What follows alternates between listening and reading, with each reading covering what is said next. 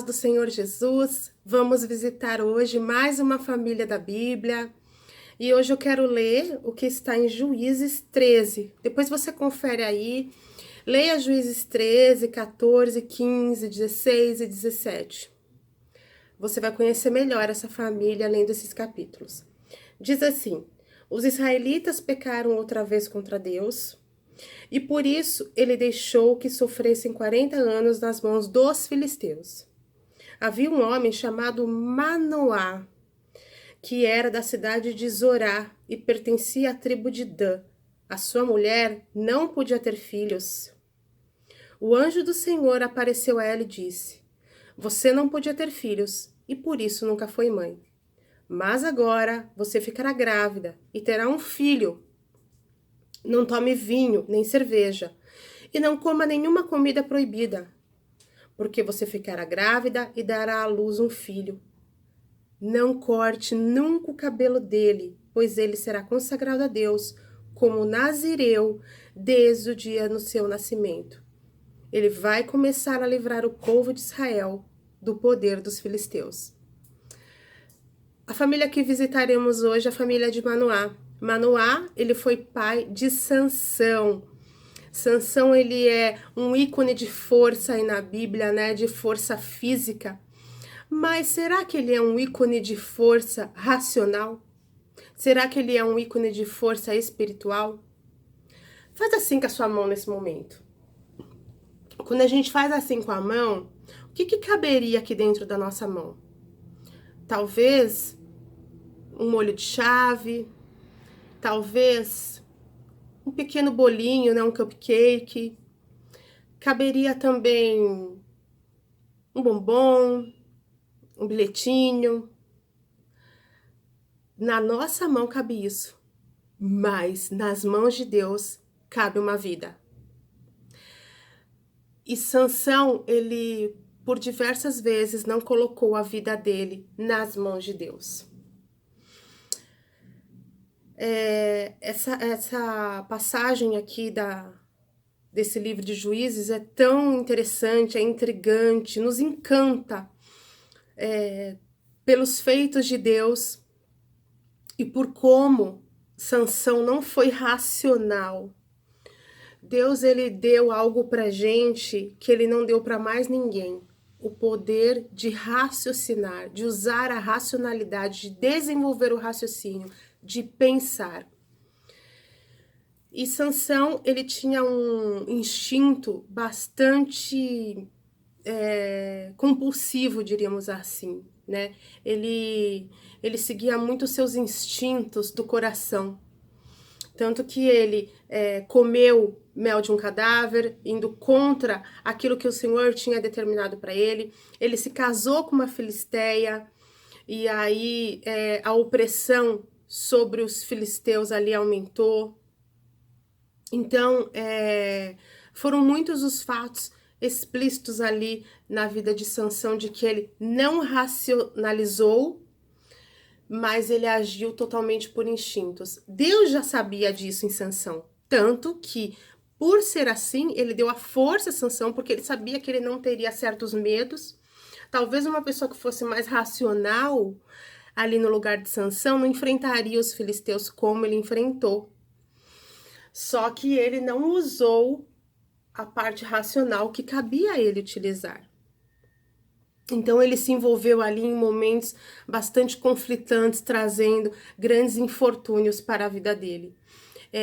O propósito desse devocional não é aqui dar um sermão, uma pregação ou explicar o contexto bíblico. Para isso você tem que realmente ler o capítulo 13, 14 e 15. Então eu vou aqui apontar o que a gente pode aprender com a família de Manoá e com os acertos e os erros de Sansão.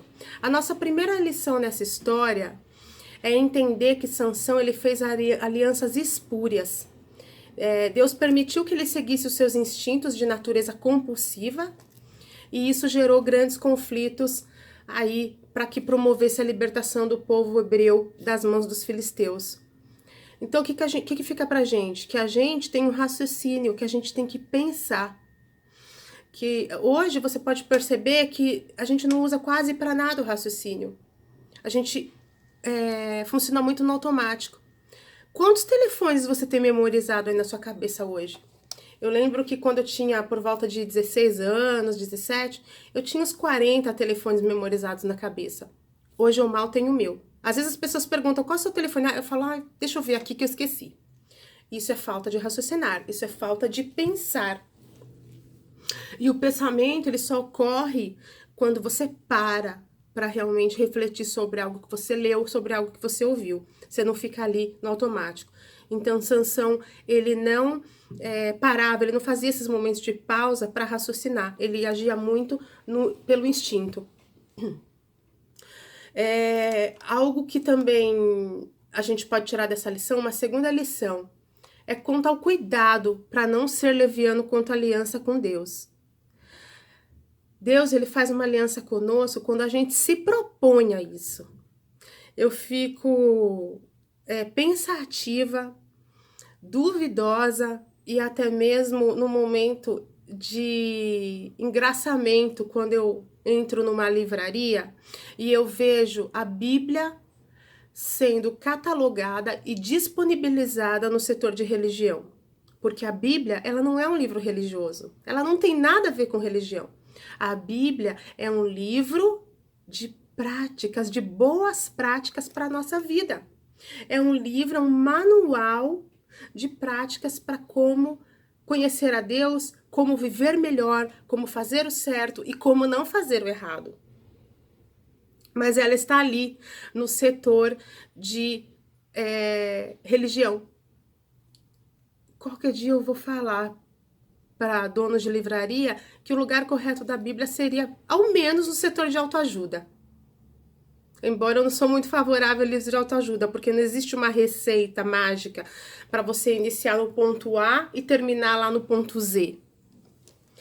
E voltando aqui para nossa família visitada, a gente também pode aprender que quando se cumpre a aliança com Deus, vale a pena empenhar a vida. E o que é empenhar a vida? É você pensar, eu estou realmente cumprindo o plano de Deus para mim?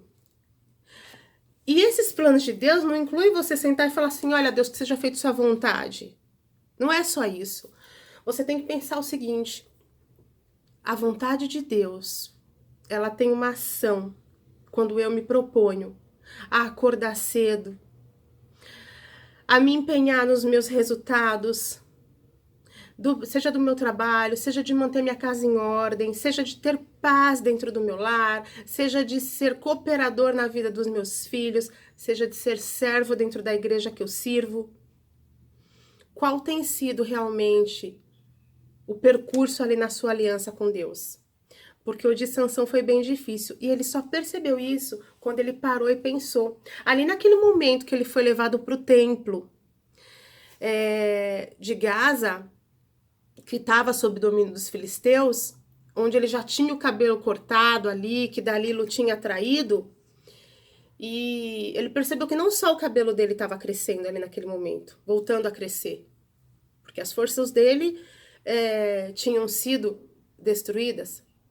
Ele tinha feito uma aliança com Deus de nunca cortar o cabelo, embora eu acredito que isso seja só uma alegoria ao cabelo, porque a força dele vinha do Senhor, vinha da aliança que os pais dele tinham feito com o Senhor. E ali naquele momento, levado para aquele templo de Dagon, desculpa, eu falei de Gaza, de Dagon, sob domínio dos filisteus, ele reconheceu que os feitos extraordinários da vida dele ocorreram por uma aliança sobrenatural do poder de Deus na vida dele. E não sobre o poder, não pela capacidade dele. E ali ele começou a ver que ele tinha que restituir a sua força com Deus, não sua força física. Ele teve um momento de humildade, de fé e de temor a Deus.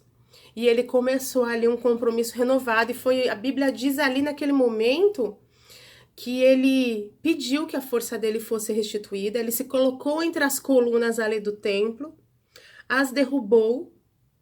Ele matou os inimigos filisteus. Com isso, ele empenhou sua vida de modo que ele também foi morto, né? Ele também morreu. mas dessa forma ele enfraqueceu os filisteus. E diz a Bíblia também que naquele momento ele matou mais inimigos do que em sua vida toda. Então eu concluo aqui que o raciocinar, ele é tão importante quanto seguir os instintos do seu coração, porque eles estão concatenados. E para que isso aconteça, você precisa realmente parar e fazer momentos de reflexão, de pensamento. Não haja no automático das notícias que hoje nós temos, no automático da falsa mídia que a gente sempre teve, no automático de boatos. Pare e pense. E eu termino aqui com uma frase que eu gosto muito, de alguém que fez também grandes feitos para a humanidade, que foi Albert Einstein. Ele disse assim: o pensar é para o homem como voar é para as aves. Então, detenha-se disso que Deus te deu de forma grata. E com tudo isso a gente vê que Jesus, quando morreu na cruz, ele também usou de muito raciocínio. Porque se ele tivesse usado somente dos seus instintos, ele teria pedido para ser exonerado de toda aquela dor, de toda aquela angústia que ele vivia. Mas não, naquele momento eu creio que Jesus foi racional e seguiu o plano de Deus na vida dele. Então, se você ainda não aceitou a Cristo como Salvador, ainda é tempo para isso. O aceite e viva do modo racional, com toda a emoção que Deus tem para a tua vida. Que Deus te abençoe e até a próxima semana com a nossa próxima família visitada.